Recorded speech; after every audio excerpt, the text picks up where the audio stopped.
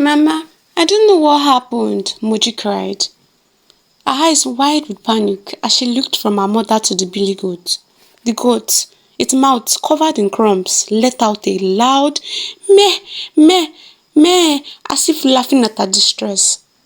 Moji's small hand trembled as she pointed to the empty pot by the fire.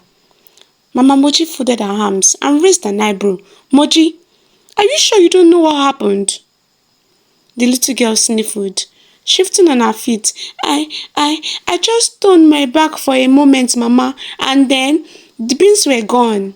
Her mother sighed, shaking her head, and that was when Moji knew she was in trouble. Once upon a time, in the beautiful village of Olorun, where the morning sun painted golden streaks across the sky, lived a little girl named Moji. She was known for her bright eyes, plump cheeks, and an appetite as big as the village chief's drum.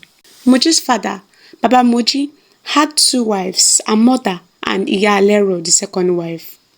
Though the women lived in harmony, Moji refused to eat anyone's cooking except her mother's, no matter how delicious Iya Alero's meals smelled.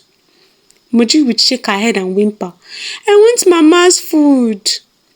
Her mother would scold her, Moji, food is food. You should eat what you are given. But deep down, she felt a secret joy that her daughter loved her cooking so much.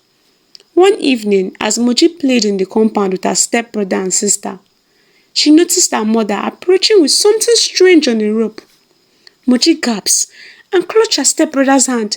Mama, what is that? Mama Moji laughed. This, my dear, is a goat. She patted the brown billy goat head. His name is Oloye. It will help clear the weeds around the house. Moji's fear melted into excitement. Oloye, I like him. She clapped her hands and ran to touch its rough fur. The goat sniffed her fingers and let out a that made Moji giggle. From that day on, Moji and Oloye became best friends. She shared her food with him, talked to him like a brother, and even tried to teach him how to dance, though he preferred eating to dancing. One fateful morning, Mama Moji woke up early to prepare beans and bread for the family, before heading to the farm with Baba Moji and Iya Alero. She dished out a steaming plate for Moji and placed a big loaf of bread beside it. Moji, she said, wiping her hands on her wrapper, this is your food. Do not touch the pot again, oh. Do you hear me? Your father and Iya Alero have not eaten yet. Moji nodded eagerly. Yes, Mama. After Moji left for the farm, Moji sat on a wooden stool, swinging her legs happily as she ate her bread and sipped her hot tea. The warm drink soothed her throat, and the fluffy bread filled her belly. In the afternoon, she ate her beans and felt satisfied. She spent the next few hours playing with Oloye, drawing shapes in the sands and running around the compound with her stepbrother and stepsister. But as the sun began to set, the rich aroma of beans filled the air. The scent was so inviting, so delicious, that Moji's stomach rumbled, even though she was not hungry. She turned her head towards the pot. Just one small spoon, she told herself.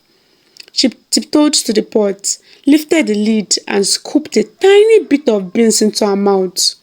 The taste was heavenly. Okay, no more, she said, nodding. But then she took another spoonful.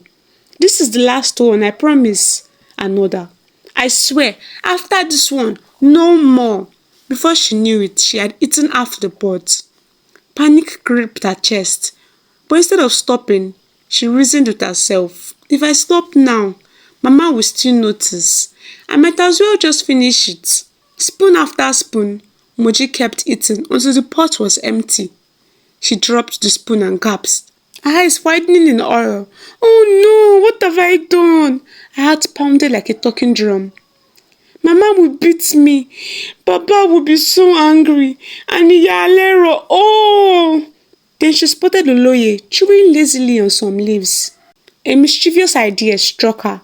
She grabbed a bowl of palm oil and rubbed it all over Oloye's mouth. The goat tried to shake her off, but she held him still. Dear, she whispered, stepping back to admire her work. Now it looks like you ate the beans. Just as she finished, she heard footsteps outside. Mama Moji, Baba Moji and Iya Lero were back. Moji rushed to meet them, grinning nervously. Mama, welcome. You must be so tired. You should go and take a bath first before eating. Mama Moji frowned. Moji, I'm very hungry. Let me eat first. But Mama, you will enjoy the food more when you are fresh, Moji insisted, pushing her mother towards the bathing area. Mama Moji sighed. Fine, but after I bathe, I am eating. When she returned, towel in hand, Moji rushed to her again. Mama, you must drink water first. You worked so hard today. Mama Moji took a long sip of water. Enough, Moji, she said, irritation creeping into her voice. I am starving. Let me eat now. Moji swallowed hard. This is it. Mama Moji walked to the pot, lifted the lid and gasped. Her face darkened. Moji? Moji bit her lip. Moji, where is the food? Moji's hand trembled. She pointed at Oloye. Mama, it was the goat. Mama Moji's eyes widened in disbelief. What? The goat ate all the beans? Yes, Mama, I saw him. He even licked the pot. Baba Moji and Iya Lero looked at the goats, then at the empty pot. Mama Moji grabbed the long cane. You useless goat. Today is your last day. She raised the cane, but just as she was about to strike, Oloye suddenly reared up on its hind legs and burst into songs. Meh, meh, meh, don't beat me, oh. I am not the thief. Moji ate all the beans, then wiped my mouth with palm oil.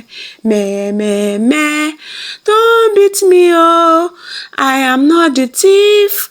Moji ate all the beans, then wiped my mouth with palm oil. Moji froze. Mama Moji's eyes blazed with fury. Moji! Before she could run, her mother caught her by the ear. The cane landed on her legs. I warned you not to eat the beans. You lied on this poor goat. Baba Moji shook his head. Moji, lying is very bad. Iya Lero sighed. Now we have no food. We will all sleep hungry because of your greed. Moji sobbed. Mama, I'm sorry. I will never do it again. Mama Moji stopped breathing heavily. I hope you have learned your lesson. Now go and fetch water for everybody. This is your punishment. As Moji carried the heavy bucket, she glanced at Oloye, who was now chewing grass peacefully. The goat gave her a long, knowing look. Meh, meh, meh. Moji sighed. I will never lie again. Oloye flicked his tail as if to say, we'll see. Moji and the Little Mermaid. Once upon a time, in a quiet village called Ayetoro, there lived an 8-year-old girl named Moji. She was a beautiful girl with curious eyes, like twinkling stars, and hair in 2 afro buns. Moji lived with her father, a kind but busy farmer, and her stepmother, Mama Titi, who had 2 daughters from her previous marriage, Titi and Dupe.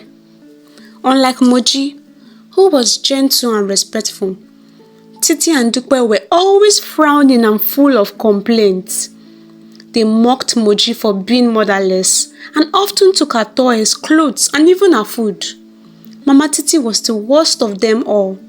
She made Moji sleep in the kitchen on a mat and gave her the hardest chores. Clean the compound, fetch the water, wash the plates, and don't you dare touch the meat in the soup.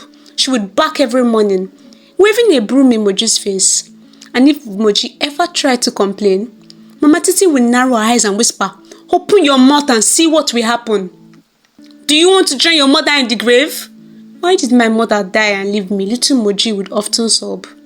Under the mango tree behind her father's house, Moji, with her dusty feet and tear-streaked face, would hug her knees tightly. Her mother had died 3 years ago, but her heart still ached like it had just happened. Moji's mother had died of a sudden illness. It started with a fever, then a deep cough, and before anyone could say herbs, she was gone. Moji was just 5. Her father, heartbroken and confused, was lonely. The farm needed tending, and Moji needed a woman's care, or so he thought. A year later, he married Mama Titi, a widow with 2 daughters, Titi and Dupe. At first, she smiled sweetly and cooked pepper soup, But soon, her true colors bled through, sharp like needles. She never beat Moji when her father was home, but she gave her impossible chores, withheld food and called her the rat child. Moji learned quickly to stay quiet. Her stepmother always said, "If you tell, no one will believe you, and I will make your life worse." One afternoon, after finishing chores with tears in her eyes, Moji ran deep into the forest. She didn't care where she went. Her little feet carried her to a stream she had never seen before, calm, wide and sparkling like diamonds. She fell to her knees at the bank. "I wish I had a friend," she whispered. Suddenly, the water rippled. From its depths rose a glowing figure, a girl about her age, with cocoa skin and a dazzling green-blue tail. "Don't cry," the girl said quietly. Moji gasped. Are you a mermaid?" "Yes. My name is Wura," she smiled. "What's yours?" "Moji." "Then Moji," Wura said, offering a webbed hand. "From today, you're not alone." From that day, the two became secret friends. They played games in the water, sang songs, and laughed like sisters. Wura called her Sun Girl, and Moji called her River Joy. One afternoon, as the sun burned, as if it would start the fire, Moji approached the stream with her basket of laundry, dragging her feet. She looked around to make sure she wasn't followed. "Wura, it's me," she whispered. With a splash and a giggle, Wura rose from the water, her tail flickering droplets into the sunlight. "Moji, you look tired. What did your stepmother ask this time?" Moji sighed and dropped the basket. "She gave me all the clothes to wash. She said if one is dirty, I won't eat." Wura frowned, her sea green eyes narrowing.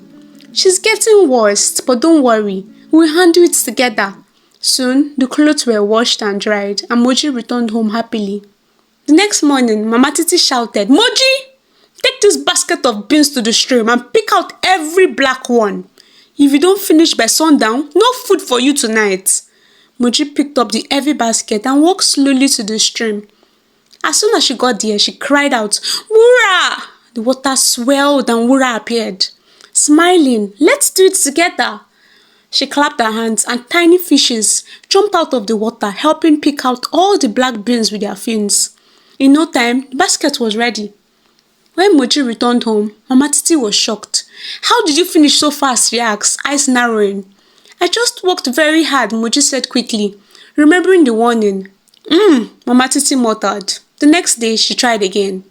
Mama Titi handed Moji a woven calabash which clearly had holes where the weaves met and said, "Moji, go to the stream and fetch water from the deepest part, but don't spill a single drop or I'll use cane on your back."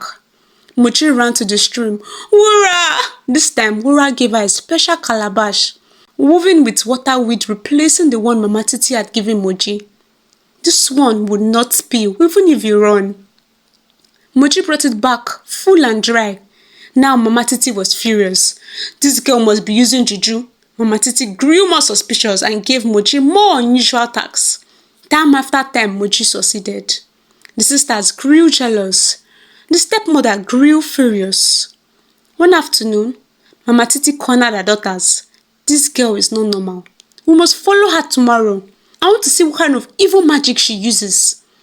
Dukwe nervously asked, "But Mama, what if it's really witchcraft?" Mama Titi gritted at it and replied, "Then we'll catch her red-handed." The next morning, Moji was sent to roast 3 tubers of yam at the stream. Mama Titi and her daughters crept behind the bushes, hiding in silence. From the water, Wura emerged, her seashell earring sparkling. Moji excitedly shouted, "Wura! They gave me wet yams and told me to roast them on wet sticks." Wura replied with a smile, "Let's fix that, son girl." She blew on the sticks and they dried instantly. She tapped the yams and they roasted in minutes. From the bushes, Mama Titi's eye widened. "A mermaid? So this is it, marine spirits." Suddenly, a strange sound croaked through the stream. Croak! Croak! A fat, moldy toad jumped out and landed squarely on Mama Titi's chest. She screamed and tried to throw it off, but it clung tightly. Her skin began to change, rough, slimy, and bumpy like a toad. Croak! Moji, I did it, I lied. Croak! I beat her, threatened her, stabbed her. Croak! I wicked her. Wicked! I'm wicked! Croak! Her daughter screamed in horror. Villagers, hearing the noise, ran to the stream. The village chief arrived. Moji stood shivering while Wura glowed gently in the water. Speak, child! What happened? The chief asked sternly. Moji took a breath and told her story of the chores, the cruelty, the threats, and her secret friend in the stream. Mama Titi continued croaking. The chief, shaking his head, addressed Mama Titi. You beat a motherless child. You made her a slave? He turned to Baba Moji, who stood speechless. Baba Moji looked ashamed as he said, I never knew. My daughter, forgive me. Moji nodded, tears falling freely now. Mama Titi was banished to live alone on the outskirts of the village until her third curse wore off, if it ever would. Moji was taken in by the chief's wife and given a chance to go to school. Each week, she visited the stream where Wura waited with a smile. And so, Moji grew strong, wise, and joyful. The girl who once had no voice now taught others to speak up. I hope you liked the story. If you did, subscribe, share this video with your friends, and like this video. It really helps the channel. And as always, I will see you in my next video. Bye! The sun had barely risen when the great silverback gorilla knelt beside the newborn. His thick fur shimmered with dew and his eyes, dark, gentle, and ancient, watched the sleeping child with care. He bent low, his voice deep and warm like the earth after rain. Little one, he rumbled. You are in for a story as old as time, a time when humans and animals spoke as kin. This is the tale of a girl who remembered that time and lived it. Her name was Moji. The baby stirred in her sleep. A bird sang in the distance. Even the wind hushed far beyond the forest. In the village of Olorun, near a river that shimmered like secrets, Moji was born. A child with eyes like stars and a soul that hummed with something ancient. She lived in a small mud brick house with her kind and hardworking father, Baba Moji, a kind farmer whose yam grew plump and whose chickens strutted like kings. Her mother, Mama Moji, had passed the day she was born. The whole village mourned her, but none mourned her more than the animals of Olorun. You see, Mama Moji was a special woman. Animals loved her. Birds would perch on her shoulders, goats followed her to the stream, and monkeys swung through the trees to listen to her sing. But even after her passing, Mama Moji left behind a legacy, a melody that lived in the wind and the trees. That very night, after her burial, the animals of the kingdom held a secret meeting deep in the forest. The moon was high, and the stars blinked like curious eyes. We must do something for our child, hooted Mr. Owl, the wise one who wore tiny spectacles carved from tree bark. Yes, yes, bleated Mama Goat, stomping her hoof. Little Moji must not grow up alone. She must know us, chirped Titi the parrot, fluttering her colorful wings. She must understand our voices. So, Mr. Owl nodded and spread his wings. Then, let her be gifted with the ability to understand and speak to animals. A motherless child should never be friendless. And all the animals agreed. From that day on, something magical happened. Even as a tiny baby, Moji would coo and giggle whenever animals gathered around. The birds sang songs Mama Moji had taught them, and Moji would laugh with delight. This one has her mother's giggle. The monkeys would chatter. The goats would nuzzle her and bar lullabies at nap time. And every time Baba Moji stepped outside, there was at least one animal standing guard near the house. But that wasn't all. One stormy morning, as Baba Moji prepared to head to the farm, little Moji began to cry, not a soft whimper, but a full-blown wailing. Moji, what is it now? He asked in surprise, bouncing her in his arms, but Moji wouldn't stop crying. Just then, a snake slithered past the path Baba Moji was meant to take. It was a dangerous cobra. A few seconds later, Mr. Howe flew down and hooted twice. Papa Moji froze. He stayed at home that day. From that time on, whenever danger loomed, Moji would cry. The animals would whisper to her in their own way, telling her to stall her father. But as she got older, clever Moji learned how to pretend to be sick. "Baba," she would say with a pout, "my tummy is tumbling like I swallowed a frog." Baba Moji would cancel his farm plans and stay home, completely unaware of the trap waiting in the fields. Because Baba Moji farm flourished so well, the other farmers in Olorun grew jealous. Why? Is his soil richer than ours? Even his mango trees bear fruits in Harmattan. It must be jazz. We must teach him a lesson. They plotted in the shadows, but the animals always found out. A squirrel will overhear a whisper. A hawk will spy from the sky, and Moji would always stop her father just in time. As the days went by, Baba Moji began to wonder. One evening, after a long day of farming, he sat on the front step, sipping palm wine and watching Moji giggle as a squirrel round circles around her. Moji, he called. "Yes, Baba," she answered, pressing mid-laugh. "Why do animals always follow you like bees on honey?" Moji smiled mysteriously.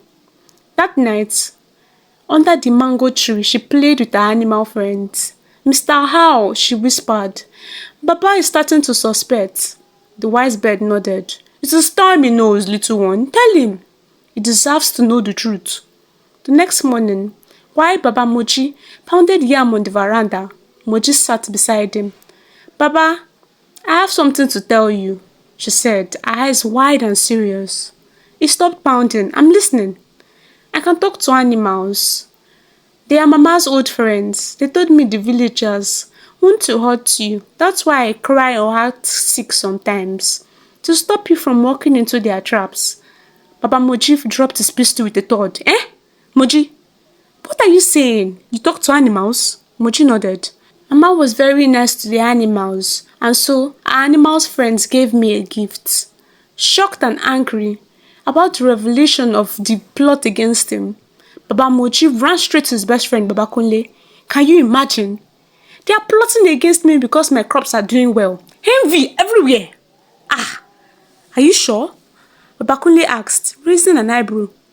"My daughter told me so," Baba Moji replied, then paused. But Baba Kunle's heart was dark. He too was jealous of Baba Moji. That night, Baba Kunle called his fellow evil men. "Let us get rid of the child. She knows too much." The very next day, while Baba Moji was on the farm, the wicked men crept towards the house. Moji was playing with a ball made of banana leaves when she saw shadows near the window. "Danger!" whispered Mama Cat. "Hide!" barked Doggo, the village dog. Moji ran inside and shut the door, but the men kicked it open. "Grab her!" Suddenly, whoosh! A blur of wings, claws and hoofs, and paws filled the room. Mr. Howe scratched their faces. Mama Goats charged and knocked one over. Titi the parrot screeched so loud it made them dizzy, and Doggo beat their trousers, refusing to let go. Terrified, the men fell to their knees. We confess, they cried. "We wanted to harm Baba Moji. We were jealous. Forgive us." When Baba Moji returned, he found Moji safe, the evil men tied with vines, and the animals standing tall like warriors. He dropped to his knees. "Thank you, my little girl, and thank you, my magical friends." From that day, the village of Olorun changed. The people who once envied Baba Moji now respected him. Moji became known as the girl who talks to animals, and she used her gifts to help not just her father, but the whole village. She grew up wise, kind and powerful, just like her mother. And every evening, under the mango tree, you could still hear the animals laughing and singing with their dearest human friend. In the quiet village of Ayetoro, there stood a mysterious compound. Its fence was so high, even the tallest man in the village couldn't see past it. Above the fence, thick trees swayed with the wind. Mango trees, guava trees, and the most prized of all, the healing apple tree. The village children always stared longingly at the branches heavy with ripe golden fruits. "Look at that mango," shouted Timmy, licking his lips as he kicked his ball. If only we could taste just one, whispered Bimpe, her eyes wide. But we can't, muttered the boy, backing away. Everyone knows who lives there. The children nodded solemnly. The house belonged to the scary giant, a man so tall his head almost touched the clouds. Or so they believed. The adults said he hated children. Some even said he turned children into yam tubers if they dared touch his fruits. So, no one dared climb the fence. No one. Except Moji. Moji was a tiny girl with bright, curious eyes and a heart full of courage. She lived with her sick grandmother, Mama Taye, in a small mud house with a leaky roof. Each day after school, Moji helped old people with their farms in exchange for food, or a few naira. But on one hot afternoon, no one needed her help. Atomi grumbled. As she walked past the tall compound, her eyes drifted to the trees again. Just then, plop! A juicy mango fell from the sky and landed beside her feet. Moji gasped. Ah! Is this from heaven? She looked left. She looked right. No one was there. With trembling hands, she picked it up, cleaned it with the edge of her wrapper, and took a bite. Slop. The juice dripped down her chin. Sweet like honey. She quickly devoured the mango, licking her fingers, eyes closed in delight.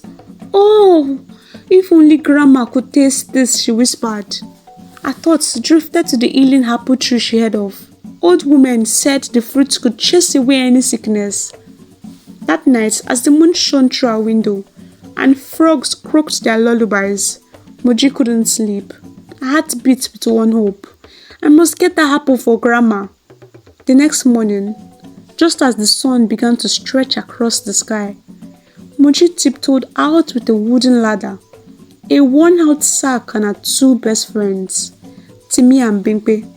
Are you sure about this? Timmy whispered, holding one end of the ladder.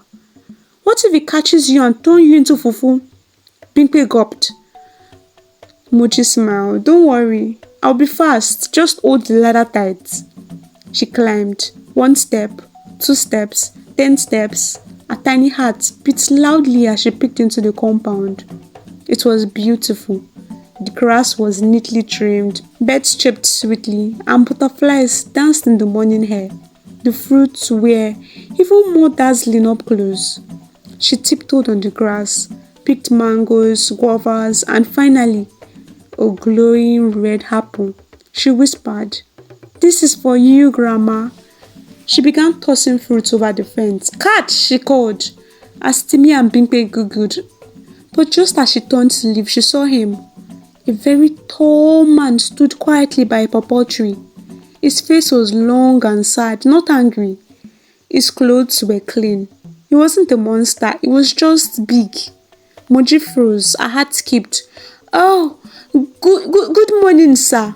The man looked down with soft brown eyes.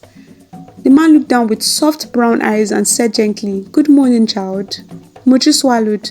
I'm sorry for taking your fruits. I was just, my grandmother is sick and I thought the apple could help."